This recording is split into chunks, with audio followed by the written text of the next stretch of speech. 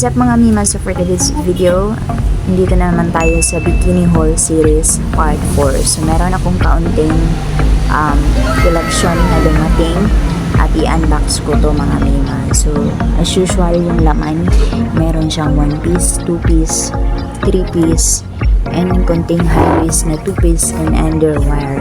And konting rush wave na mga. Ayan, ang ganda po niya, no? Yung chickered ba yan or plated or gingham? Ewan, hindi ko na alam. So ayan, mga plain underwire, yung mga best ceiling swimsuit na mga. And then may one piece and rush guard na crop top. Napakaganda po nila mga mima, no? More on small sizes na po sila. I think wala po yung nahalong XL sa batch na yan. More on ano lang siya, small, medium, large. Ayan, napakaganda. Tapos yung one piece na pa-shirt.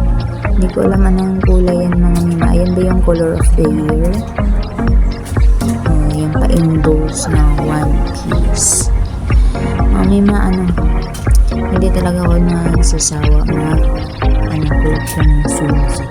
Hanggat may dagat, hanggat hindi na mga mima na dry yung dagat, magsuswimsuit tayo all the way hanggang kamatayan na to.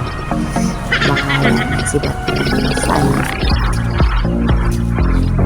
na ako sa mga mima. Parang natutuwa ako pag meron akong bagong collection. Gusto ko yung mga mima, kabugerang swimsuit, kaya minsan namimili talaga ako. Minsan na lang ako kumukuha ng yung sale, diba mga mima? Kasi din natin, kontrolado yung laman. Ayan, ang ganda niyan mga mima. 4-in-1 yan. Bahala na, pricey basta maganda.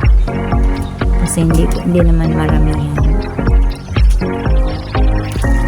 Yan lang yung napasama sa collection ko na 4-in-1 super bongga. Ayan mga mima, thank you so much for watching, and sana mag-visit kayo sa aking Facebook page, Swimsuit Collection by Maria Kendall.